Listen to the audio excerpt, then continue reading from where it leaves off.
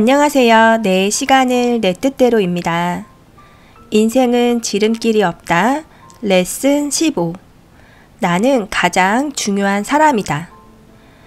자만심은 뽐내기를 좋아하거나 자신의 능력을 과대평가하고 거만한 행동이 습관화된 상태를 말합니다. 어느 여름밤 파리 한 마리가 방에 들어왔다가 출구를 찾지 못해 갇히고 말았다. 방구석에 숨어 벌벌 떨고 있던 파리는 서재 쪽에서 여유롭게 날아오는 모기 한 마리와 마주쳤다. 모기가 물었다. 왜 여기 숨어서 부들부들 떨고 있는 거야? 누가 언제 파리채를 휘두를지 모르잖아. 아까도 파리채에 맞아 한 방에 죽을 뻔한 걸 겨우 달아났거든. 모기는 한심하다는 표정으로 말했다. 왜 우리가 인간들을 무서워해야 하지? 뭐라고? 나를 따라오면 재밌는 걸 보여주지. 모기는 파리를 끌고 서재로 갔다. 서재에 놓인 책상 위에는 철학서 한 권이 펼쳐져 있었다. 모기는 파리에게 책의 한 구절을 보여주며 말했다. 이것 좀 봐. 모기의 작은 날개짓이 폭풍우와 같은 커다란 기후 변화를 일으킨다. 대단하지 않아? 나도 예전에는 내가 이런 엄청난 능력이 있을 줄은 꿈에도 몰랐어. 이젠 그 무엇도 두렵지 않아. 날개짓 몇 번으로 폭풍우를 불러올 수 있는데 인간 따위를 두려워할 이유가 없지? 하지만 실제로 폭풍우를 불러온 적은 없지 않아? 그거야 내가 내 능력을 몰라서 시도해보지 않아서 그런 거지. 지금은 자신 있어. 내 위대한 능력으로 인간을 무릎 꿇리고 전 세계를 지배할 수도 있을 거야. 그때 어디선가 도마뱀이 나타났다. 파리는 잽싸게 날아가며 모기에게 소리쳤다. 어서 도망쳐! 도마뱀이 나타났어! 하지만 모기는 거만한 눈빛으로 도마뱀을 째려보며 말했다. 저 따위 도마뱀이 감히 인간 세계를 지배할 나를 어떻게 하겠어? 한번 지켜보라고. 내가 날개짓 한 번으로 혼내줄 테니. 모기는 달아나지 않고 도마뱀을 향해 세차게 날개짓을 했다. 하지만 도마뱀은 아랑곳하지 않고 긴 혀를 이용해 모기를 낚아챘다. 그 모습을 지켜보던 파리는 한숨을 쉬며 멀리 날아갔다. 자만심으로 똘똘 뭉친 모기는 스스로 판 함정에 빠져서 죽음을 맞이했습니다. 하버드 대학교에서는 이렇게 가르칩니다. 자만심은 스스로 무덤을 파는 것과 같다. 작은 성공에 빠져 울줄거리지 마라. 자만심에 빠진 사람은 자기 자신을 스스로 기만하고 쓴 열매를 먹고도 달콤한 척 가장한다. 자만은 사람을 해롭게 하고 심지어 사람의 목숨까지도 위협할 수 있다. 여기 졸업을 앞둔 기계과 4학년 학생들이 있다. 마지막 시험을 치르기 위해 모여 있었다. 그들은 몇 분 뒤 시작될 시험에 관해 이야기하고 있었는데 모두 자신감이 넘쳤다. 마지막 시험을 앞둔 가운데 몇몇 학생은 이미 취직이 된 상태였다. 나머지 학생들도 4년간 학교에서 실력을 갈고 닦았으니 사회로 나갈 준비를 충분히 했다고 자부했다. 게다가 그들은 곧 시작될 마지막 시험을 가볍게 생각했다. 교수가 필요한 교과서와 참고서, 필기 노트를 가져올 수 있도록 허용했기 때문이다. 교수가 시험지를 나누어 주자 학생들 얼굴은 다시 한번 미소가 지어졌다. 시험 문제가 5개밖에 안 됐기 때문이다. 3시간 뒤 시험 시간이 끝나자 교수는 시험지를 걷어오라고 말했다. 하지만 처음과 달리 학생들은 울상이거나 난감한 표정을 지으며 아무 말도 하지 못했다. 교수가 물었다. 5문제를 모두 푼 학생이 있나요? 아무도 손을 들지 않았다. 4문제를 푼 학생이 있나요? 여전히 아무도 손을 들지 않았다. 그럼 3문제는? 2문제는? 학생들은 의자에 앉아 안절부절 못했다. 그럼 1문제라도 푼 학생이 있나요? 교실에 있는 학생들 전원은 침묵으로 일관했다. 교수가 이내 입을 열었다. 내가 예상한 결과대로군요. 여러분은 4년 동안 학교에서 교과 과정을 마쳤지만 실무와 관련해서는 아무것도 모르고 있어요. 사회에 나가면 여러분은 어떤 문제도 풀 수 없을 거예요. 교수는 마지막 시험을 통해 자만심에 빠진 학생들에게 깊은 교훈을 주었다. 시간이 흐르고 당시 시험에 참여했던 학생들은 자기만의 일을 갖게 된 후에도 마지막 시험에서 얻은 교훈을 한시도 잊지 않았다.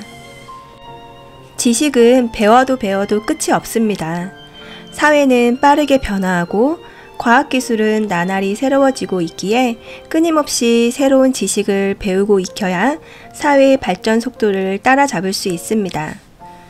그러니 배움에서 성과를 얻고 싶으면 현실에 안주해서는 안 되며 자신의 결점을 인지해 평생 공부해야 한다는 마음가짐으로 인생을 살아야 합니다.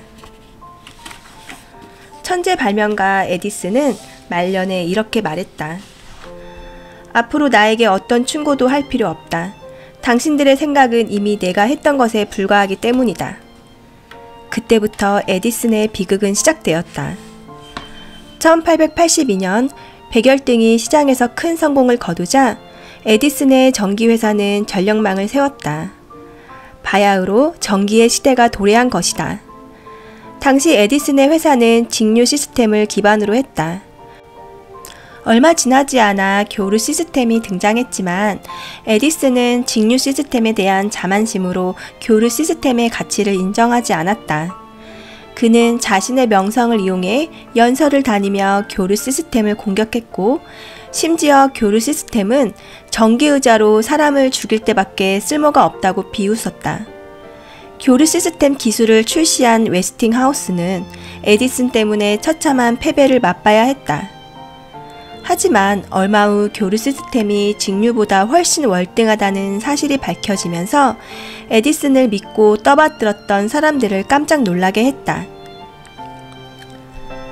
에디슨은 평생 눈부신 삶을 살았지만 말년에 자만심에 빠져 어리석은 행동을 함으로써 자신의 명성에 치명적인 오점을 남기고 말았습니다. 에디슨은 말년에 왜 전혀 다른 사람처럼 변했을까요? 성공한 발명가를 무너뜨린 것은 무엇이었을까요? 한 박사가 배를 타고 바다를 향해하고 있었다. 배에서 선장을 만난 박사가 물었다. 천문학에 대해 아세요? 아니요, 잘 모릅니다. 그럼 역사학, 동물학, 식물학에 대해서는요? 선장은 여전히 고개를 저었다.